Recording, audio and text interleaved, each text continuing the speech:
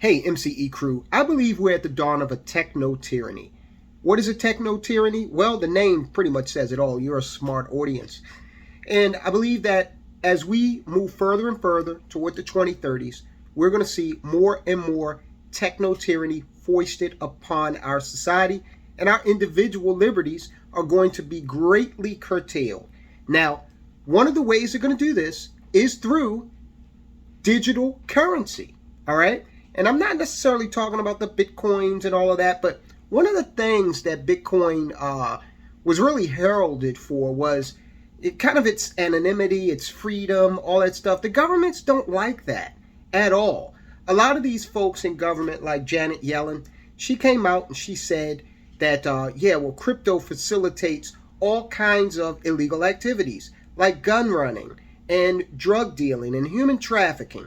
And that is sad and true. But what has the dollar been doing for decade upon decade, facilitating those same transactions? No one is going to one of the corners in Baltimore City and buying anything with Bitcoin. They're doing it with dollar bills. So the U.S. government is using this excuse of the facilitation of illegal activity to really get its claws into the crypto world. And they mean to watch every move you make with it. However, it becomes even more insidious when we look across the pond at the Bank of England and what they've had to say about a central bank digital currency. Now remember, the central bank digital currencies, those are the cryptos that are going to be backed by these sovereign governments. They're getting in on the game as well. And they're getting in on the game because they understand that money can be utilized as a mechanism of control like never before through a digital currency. So we're going to go through this article. I'm going to link to it as always. Like, subscribe, share. People really need to know this. And I'm going to illustrate to you right now why you need to be financially independent. Because if you're not, the era that we are sailing into at full speed is going to see governments be able to control everything you do. And if you resist, well, then they're going to cut off your ability to buy and sell. And if you don't believe that, because I know, he sounds so conspiratorial, hold on while we read this. Bank of England. This article comes from the Telegraph of England. That's one of their, it's akin to like a Washington Post or New York Times. This is not the Weekly World News or the National Enquirer, and it's being reported through MSN. Bank of England tells ministers to intervene on digital currency programming. The Bank of England has called on ministers to decide whether a central bank digital currency should be programmable, ultimately giving the issuer control over how it is spent by the recipient. Now, who's the issuer? Who issues the money? It's the government. Tom Mutton, a director at the Bank of England, said during a conference on Monday that programming could become a key feature of any central bank digital currency. Any central bank digital currency. So don't think that because you're not in England, this may not affect you. In which the money would be programmed to be released only when something happened. What do they mean by that? Only when something happened. Like what? Whatever the hell they tell you. Okay, if they want you to go outside and do something at your local clinic to maybe, partake of something or not to partake of something, and you do it anyway, then they could curtail your funds. They could do this. Imagine this. The government has said that you're at high risk of heart failure because you weigh a certain amount and you are so tall, okay? So you could exercise your freedom to go to Burger King and get a Whopper with cheese.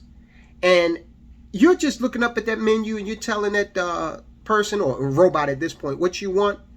And then it says, when you go to scan your card, no. declines because you are on this government list of folk who ain't supposed to be eating this type of food, and you're not going to be able to pay for it.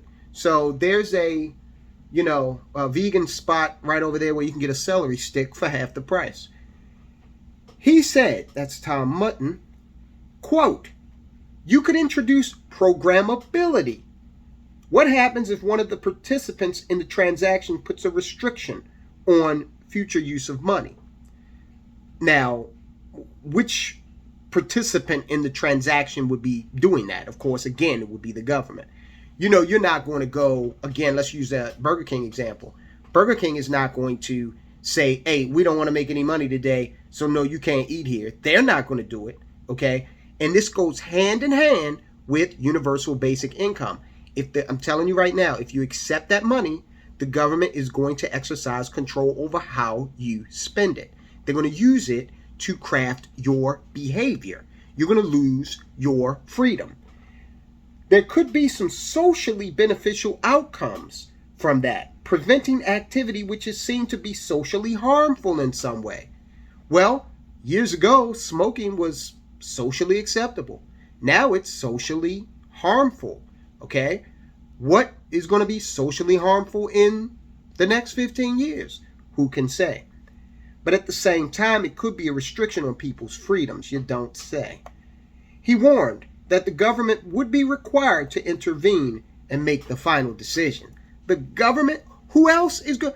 I'm not going to, give the okay for you to put me in some sort of situation where you can tell me when and where I can spend my money. Again, the retailers, they're not going to do it. So who else is he referring to? He's referring to the government. Mr. Mutton said, this is a really delicate debate that needs to be had. It's not something we can settle ourselves. That is for the government to lead on. I'm telling you, this is getting really, really interesting. This is going to be really deleterious for your liberty. This has the potential to basically end up in you being a literal slave of the government, okay? If you don't have the authority to spend your money where you want, and it goes beyond that. It's broader than that, because remember, in our society, money is a gateway to experience, possession, all sorts of different aspects of freedom. And if the government is getting in the way of that, then that spells bad news down the road, most definitely. A digital currency could make payments faster, cheaper, and safer, but also opens up new technological possibilities, including programming, effectively allowing a party in a transaction, such as a state or an employer, to control how the money is spent by the recipient. I'm a firm believer that anytime you read something like this, anytime it's put out there in a mainstream media publication for public consumption, this is a form of conditioning.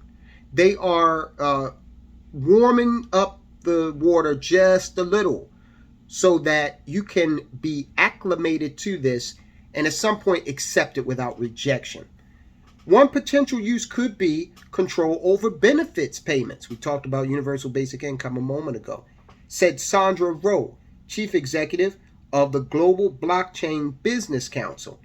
She compared a programmed digital currency to the U.S. system of paying benefits in vouchers, as it could have a similar goal of restricting the recipient to buying only essentials such as food with the money. Now, I know she's getting at the independence card. It's like when we were coming up, I told you before, we were very poor. And there was a time that we had food stamps. It was a short time. And when I was a kid, I wished it was a longer time, because it took us some time once my people decided to voluntarily come off of that program to really build ourselves up. It took a while, a long while. But the food stamp program was a program where you could only use that coupon to buy food and certain types of food. You couldn't purchase prepared food, for example.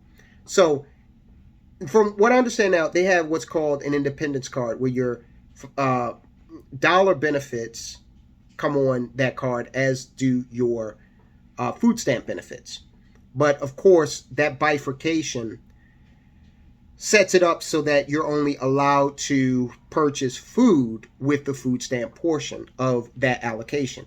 Now, I do know that a lot, if you live in the hood, or if you've had any experience growing up in the hood, you know there's a way around that. We're not going to talk about it. Let the FBI figure it out on their own. Earlier this month, Sir John Cunliffe, a deputy governor at the bank, said digital currencies could be programmed for commercial or social purposes. This is societal engineering, even down to the way children spend pocket money. Wow. He told Sky News, you could think of smart contracts in which the money would be programmed to be released only if something happened. You could think of giving your children pocket money, but programming the money so that it could be used, so that it could not be used to buy sweets. There's a whole range of things that money could do. Programmable money, which we cannot do with the current technology. Now, he threw that in there to make you think that this is going to be something for you. Okay, this is what these guys do. They do it on the tax thing. We're going to tax the rich, when in fact you're going to get hit with it in the form of higher taxes and higher prices. This is how they get you to basically accept something that is bad for you. This is how they do it.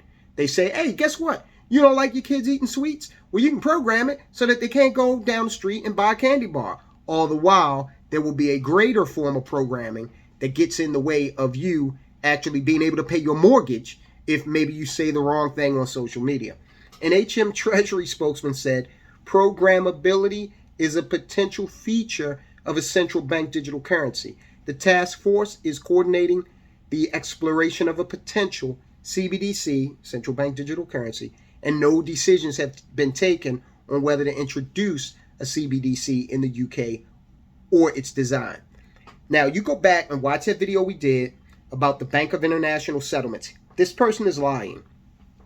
You go back and watch that video we did about the Bank of International Settlements and how they were saying, we want all of our members to go ahead and establish a central bank digital currency. The decision has been made. The UK knows they are going to design a central bank digital currency. So you got to, put this stuff together and follow the dots and go back and watch that video and you'll see exactly what I'm talking about. Remember that Bank of International Settlements is a central bank of central banks. They want all their members on a digital currency. So there we have it, ladies and gentlemen. I will go ahead and link to that so you can read it for yourself. And you might be thinking, well, is there a way around this? Well, if we're going into this mode where we're going to be spending digital cash and the government is going to be just controlling this to a great extent, then what I would say to you is what I've said many, many times. You've got to own your own business. Because if you're working for a company, they just say companies and governments could control this. If you're working for a company, they could say, okay, you don't want to do what we said do. Then, yeah, we know you worked 40 hours last week, but we're going to get in between that money, and you can't spend it until you do what we asked you to do. They're going to have the backing of the government to do that, and you're going to be, quite frankly, ass out. So the best way to insulate yourself from these changes is to have your own. Do not rely on a job. Do not rely on universal basic income. I'm not telling you to go quit your job. I am encouraging you to put mechanisms in place so that you do not need to rely on a government. You do not need to rely on a corporation. Basically, they're getting you ready to accept the fact that your behavior will be controlled and it will be done via your wallet. They're doing this in China. It's called a social credit score. And if you don't behave, you can't get on a train. You can't get on a plane. You can't rent certain apartments. Okay, they really crush you down to the lowest common denominator in China if you do not play ball. And it's called the social credit score. Look it up. All right, guys, I will talk to you soon.